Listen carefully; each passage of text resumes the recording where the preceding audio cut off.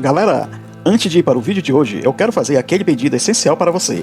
Eu te convido a se inscrever e ativar as notificações para você não perder nenhum vídeo a partir de agora. E se puder deixar aquele like logo agora no começo do vídeo, eu agradeço, porque isso fortalece muito o meu trabalho e afinal de contas não custa nada para você, mas para mim tem um valor imenso. Dê essa força para o canal, pois estou contando com você.